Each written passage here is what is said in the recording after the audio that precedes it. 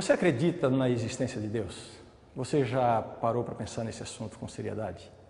Eu quero admitir aqui que não é fácil falar sobre esse tema. Veja bem, se Deus não existe, qualquer coisa que eu venha falar aqui poderá parecer um atestado de ignorância. E se Ele existe, será que Ele precisaria ter alguém aqui para defender esse fato? Um filósofo uma vez afirmou que ninguém diz que Deus não existe sem antes ter desejado que Ele não exista. Eu tenho aqui comigo o professor Naor Neves, geólogo, mestrado em geotecnia, doutorado em engenharia pela USP, professor da Unesp e da USP por 13 anos. Professor Naor, você acredita na existência de Deus? Perfeitamente. Eu tenho uma curiosidade.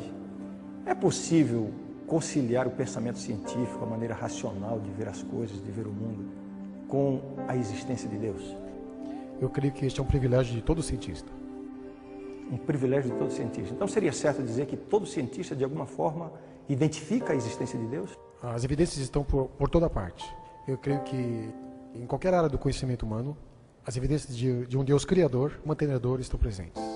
Eu tenho ouvido recentemente de que nos dias atuais a comunidade científica que acredita em Deus é cada vez mais crescente. É um grupo cada vez maior de cientistas que está admitindo essa possibilidade. Agora eu te pergunto, por que tantos cientistas relutam em admitir este fato, a existência de Deus, já que este fato é evidente através da ciência? O ser humano, com a liberdade que Deus lhe concedeu, ele realmente pode fazer escolhas.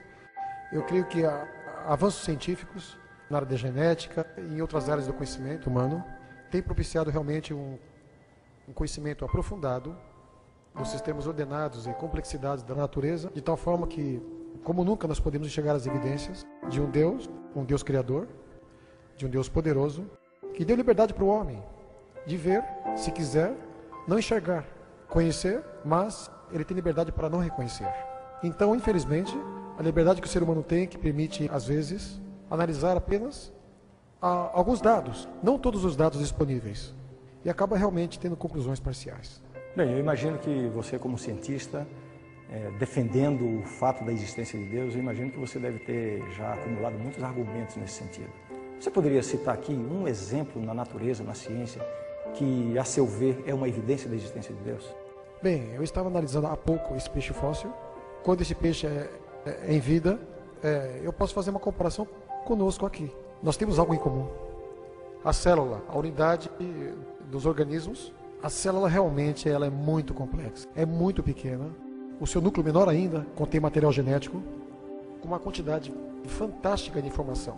Então, quando eu olho para os artefatos humanos, por exemplo, um computador de última geração, algo extremamente complexo, resultado da inteligência humana, planejamento e todo o processo de pensamento, de debruçar muito tempo para produzir algo tão sofisticado. Se por trás disso existe inteligência, uma célula é muito mais complexa, eu creio que deve existir uma inteligência maior, não só por trás da célula, mas da própria mente humana. E essa inteligência é o próprio Deus Criador. Professor, muito obrigado por sua participação. Foi muito proveitosa. Isso aqui é apenas o começo da nossa discussão sobre esse tema tão importante. Continue conosco acompanhando agora a entrevista com o jornalista e escritor Michelson Borges. Tudo bem, Michelson? Tudo bem, Ranieri? Jornalista, mestre em teologia, autor de livros. Michelson, você acredita na existência de Deus? Absolutamente. E você sempre pensou assim? Nem sempre. Houve um tempo em que eu questionei seriamente o fato de que Deus existe ou não. Mas o fato de eu usar o ceticismo é que me levou realmente a buscar respostas e inclusive a questionar o meu próprio ceticismo. E nessa busca, nessa procura, nesse questionamento eu encontrei a Deus. Interessante. Eu estou vendo que você tem alguns livros na mão aí. Que livros são esses? Bom, aqui eu considero até boas companhias, né? Pessoas que também buscaram a Deus de forma racional. O primeiro deles aqui, um pouco mais no passado, Isaac Newton, é considerado um dos maiores cientistas de todos os tempos, e o que muitos talvez ainda não saibam é que escreveu tanto sobre teologia quanto sobre ciência. Este livro aqui, por exemplo, trata das profecias de Daniel e Apocalipse, não é? O outro autor, mais contemporâneo, é o Anthony Flew, é considerado o maior ateu do século XX, um filósofo, que também exerceu bom ceticismo, encontrou a Deus e escreveu um livro cujo título é Um Ateu Garante, Deus Existe. Quer dizer que ele pensava de um jeito e depois, com o tempo, ele mudou de opinião. Também, usando a racionalidade. Interessante isso. E essa é a sua experiência, né? Estou vendo que você está bem acompanhado, né?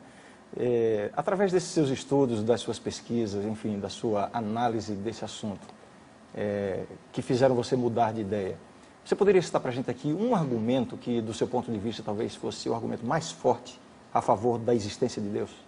Entretanto, eu vou citar um dos que convenceram também o próprio Anthony Flew, o argumento teleológico, ou o argumento do design, né? E para demonstrar que existe realmente um projeto na criação, eu vou usar aquele que talvez seja o organismo mais simples, considerado o mais simples, né? A ameba. A ameba em seu núcleo tem tanta informação quanto os 30 volumes da Enciclopédia Britânica. Puxa vida. E em toda a ameba há tanta informação quanto 1000 volumes dessa enciclopédia. Portanto, não precisamos ir muito longe.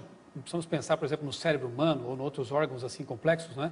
Para perceber que... Isso parece irônico, né? Quer dizer que Sim. basta você olhar para uma ameba que já tem informação e argumento suficiente para acreditar na existência E de Deus. se há informação complexa e específica, isso pressupõe que deva existir um planejador, alguém que forneceu essa informação. Se alguém chamar você de ameba, fique feliz, porque você é uma pessoa muito complexa, não é? Então, veja, na verdade, Ranieri, é preciso ter muito mais fé para crer que o acaso trouxe tudo isso à existência, do caos veio à ordem, do que para crer que realmente exista um Deus lógico, um Deus todo-poderoso, que não apenas criou o universo, mas planejou o universo para funcionar desse jeito. Muito bem. Obrigado, Michelson. Essa informação que eu queria compartilhar com vocês nesse momento. Muita gente pensa que ser inteligente, ser racional e ter a mente científica, isso não é compatível com crer na existência de Deus.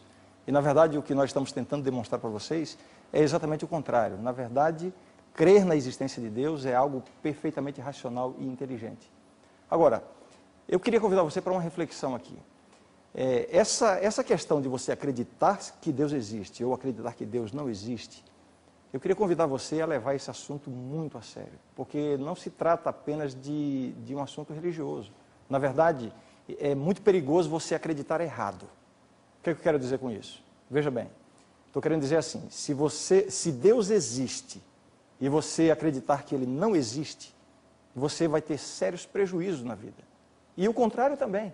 Se Deus não existe e você acredita que Ele existe, você também vai ter prejuízos. Por quê? Como eu disse, essa questão envolve pelo menos 3 aspectos muito importantes da nossa vida. Vai determinar a nossa conduta, o nosso comportamento, vai determinar a maneira como nós enfrentamos o mundo. Em primeiro lugar, diz respeito ao nosso senso de responsabilidade. Veja bem, se Deus não existe, o meu senso de responsabilidade para com o mundo é um senso de responsabilidade horizontal. É claro que, como ser humano, eu tenho responsabilidade diante da sociedade, eu tenho responsabilidade diante da minha família. Qualquer um de nós tem as suas responsabilidades numa esfera horizontal. Se Deus não existe, as minhas relações se limitam a relações horizontais. Agora, se Deus existe, então a coisa muda completamente de perspectiva. Por quê? Porque se Deus existe, Ele é o Criador de todas as coisas. Então, se Ele é o Criador e eu sou a criatura, eu agora passo a ter uma responsabilidade perante Deus. Como criatura, eu tenho que responder diante de Deus. Eu devo satisfação, eu tenho alguém a quem prestar contas. Um segundo aspecto que afeta a nossa vida é a nossa noção de ética. Veja bem, se Deus não existe, a minha ética, da mesma forma, é horizontal e limitada. Se Deus não existe, quem é que determina o que é certo e o que é errado? Veja, as regras de conduta, elas passam a ser circunstanciais, momentâneas, temporais. O que é certo para mim pode ser errado para você. O que é errado para você pode ser certo para mim. E assim, a sociedade que não acredita na existência de Deus acaba descendo a ladeira numa estrutura libertina, no sentido de cada um tem o direito, cada um tem a liberdade de decidir o que é certo para si mesmo e decidir o que é errado para si mesmo. Ao mesmo tempo, ninguém pode se intrometer na decisão do outro.